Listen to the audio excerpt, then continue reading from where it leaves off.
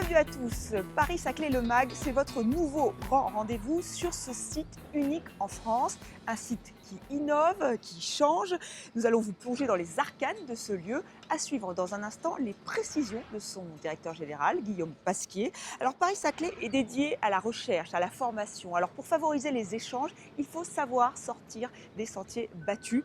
Vous verrez comment le Proto 204 permet de réunir des scientifiques, des étudiants, mais aussi des habitants autour d'événements comme le rétro gaming.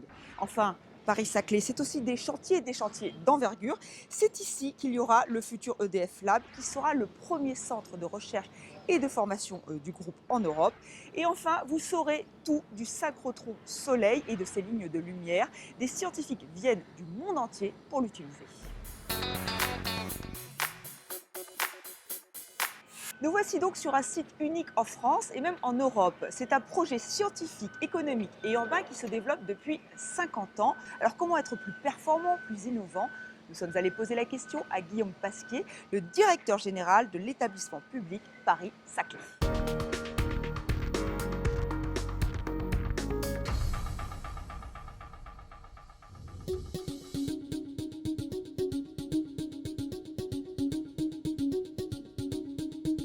Le plateau de Saclay, c'est ce vaste territoire au sud-ouest de Paris, bien connu parce qu'il est l'un des grands poumons verts de la région Île-de-France, à 15 km du sud de Paris, un territoire agricole, vert, entouré par une ceinture d'urbanisation. Depuis une cinquantaine d'années, se sont installés sur ce périmètre, assez petit en réalité, à peu près 15 à 20% de la recherche R&D publique et privée française, donc des grandes institutions de recherche très connues de tous, le CNRS, l'INRA, le CEA, des grands établissements d'enseignement supérieur et de recherche, l'Université Paris-Sud, l'École Polytechnique, HEC, l'Université Versailles-Saint-Quentin, et des grands centres de R&D, d'ingénierie, des grandes entreprises, Renault, Thales, Danone, EADS sont ici, et tout ça fait un ensemble absolument exceptionnel, unique en France, ça c'est certain, probablement unique en Europe par ses potentiels. L'ambition, c'est simplement de prendre acte de ces potentiels et d'en tirer le maximum.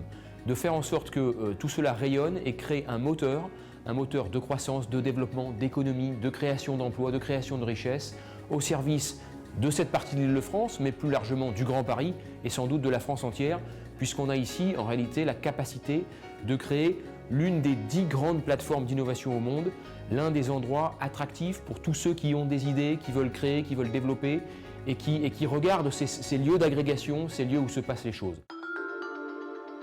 La raison d'être de ce projet, c'est donc l'innovation. Et donc il s'adresse en premier lieu à tous les acteurs de l'innovation. Mais il faut aller plus loin. Il faut penser à tous les techniciens qualifiés, plus ou moins qualifiés, qui travaillent ensuite dans ces secteurs. Il faut penser à tous les étudiants, et même, j'ai envie de dire, aux futurs étudiants, à ceux qui ont envie de faire de la science, de faire de la technologie.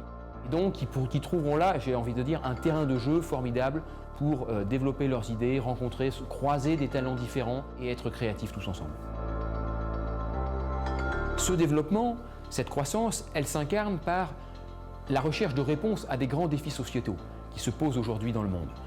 C'est sans doute, probablement, en partie, dans le projet Paris-Saclay, qu'on trouvera des éléments de réponse à des grands défis que sont le réchauffement climatique, les maladies neurodégénératives, l'alimentation de 9 milliards d'êtres humains, la question de l'énergie propre, la question des déplacements, etc., etc. Ici vont s'imaginer des solutions avec la recherche amont et puis la transition vers la recherche aval et vers des solutions technologiques qui sont à disposition du grand public.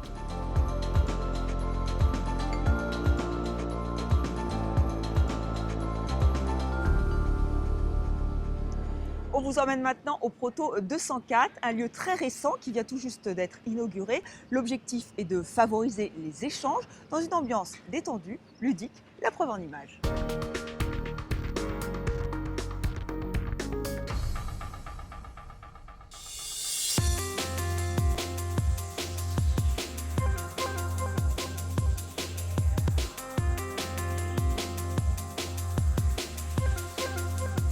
Le Proto 204, c'est un lieu de vie mutualisé qui est dédié à la création, l'innovation et la formation sur le campus Paris-Saclay, et notamment lié au croisement des communautés chercheurs, entrepreneurs, étudiants, industriels et habitants.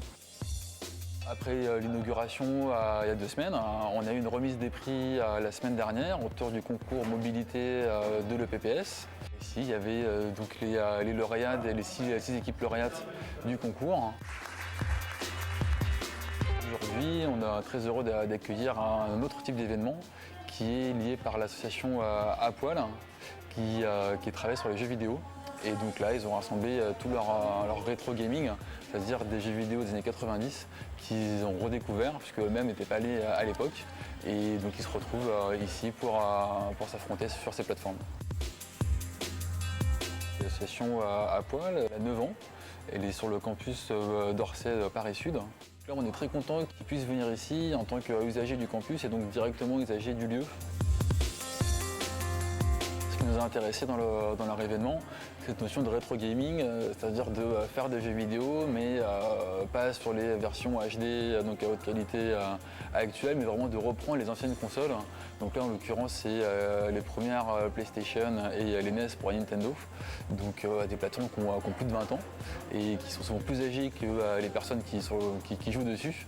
Et donc là, ce plaisir de jouer, ce plaisir de se retrouver, et puis d'avoir des tournois ou des événements ludiques pour les novices. On a beaucoup aimé cette notion-là de faire quelque chose de manière simple et de croiser les publics.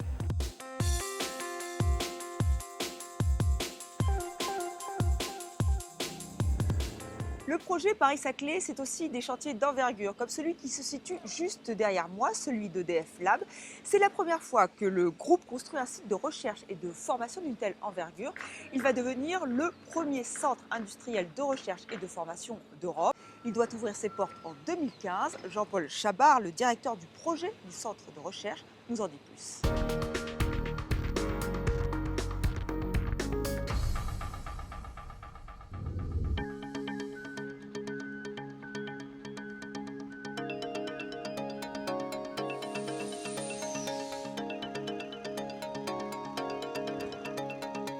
Il s'agit d'un projet qu'on a appelé EDF Lab Paris-Saclay. C'est un projet qui illustre en fait les 2 piliers de développement du groupe EDF, avec d'une part le développement des compétences et l'autre pilier est la recherche et l'innovation.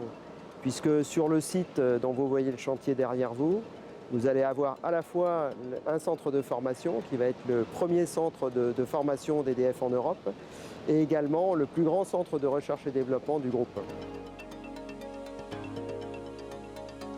Ce qui nous a attirés ici, c'est la capacité de recherche et d'innovation que va constituer demain le regroupement de centres de recherche publics et d'enseignement supérieur et de recherche de premier plan.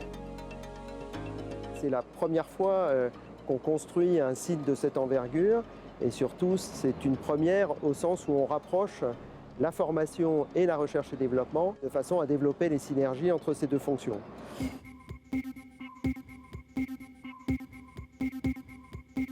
Ce qui constitue pour nous également une première, c'est de s'implanter sur un campus scientifique et technique de cette ampleur-là, avec le regroupement de l'ensemble des établissements qui vont constituer l'Université Paris-Saclay.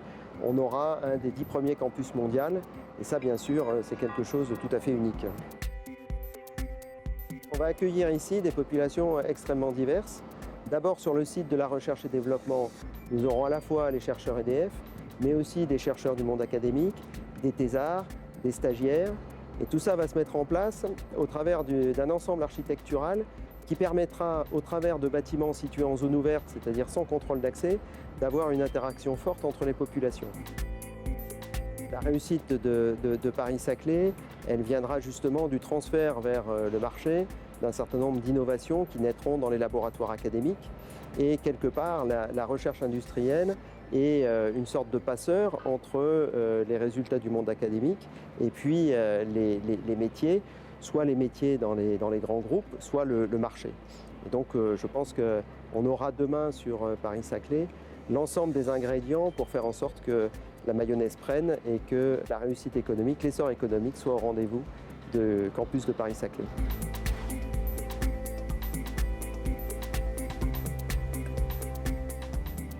Gros plan sur le synchrotron Soleil. Ce centre scientifique basé sur le plateau de Saclay attire les chercheurs du monde entier pour sa haute technologie.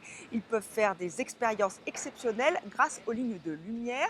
Ces rayonnements permettent d'analyser aussi bien des antiquités que des enzymes. Et ce ne sont pas les idées qui manquent à nos scientifiques.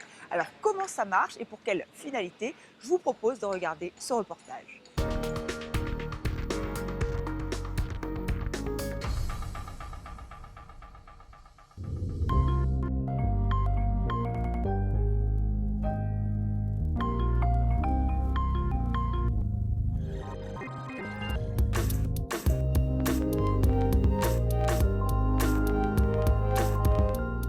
Vous êtes dans un centre de rayonnement synchrotron.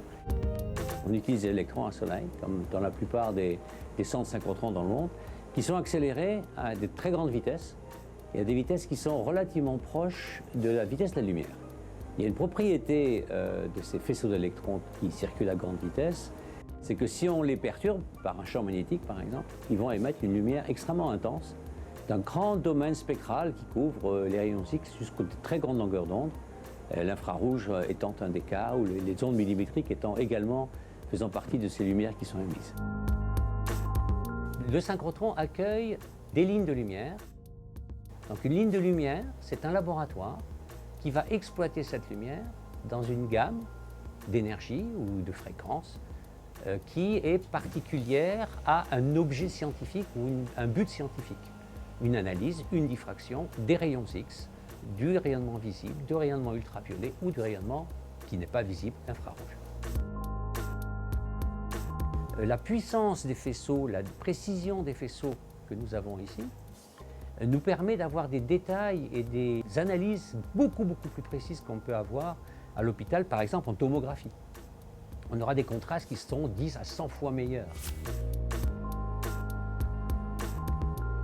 Je suis le responsable de cette ligne de lumière qui s'appelle Proxima 1 au synchrotron Soleil, qui est une ligne de lumière qui est dédiée à étudier les structures des molécules biologiques en forme cristallin. Dans le cas de ma ligne Proxima 1, ça ramasse les rayons X qui sortent du synchrotron. On les focalise avec des éléments, des miroirs. On choisit l'énergie de nos rayons X et on les amène vers un échantillon qui est l'échantillon qu'on essaie d'étudier. Il y a une émergence d'idées, de technologies qui permettent des avancées. Donc on est tous dans la recherche de l'avancée scientifique qui est la plus probante. À Soleil, par exemple, nous avons deux équipes. Bien sûr, les équipes de chercheurs sont là pour exploiter la lumière. Et nous avons aussi une équipe de chercheurs, de physiciens des accélérateurs qui, tous les jours, émettent des idées nouvelles pour faire des faisceaux d'électrons, des arrangements de systèmes magnétiques qui vont nous permettre d'obtenir des lumières beaucoup plus puissantes, beaucoup plus petites, et nous, derrière, pouvoir l'exploiter pour aller plus loin.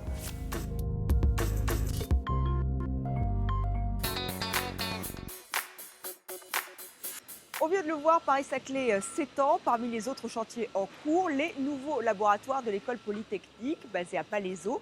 La première pierre a été posée le 23 avril.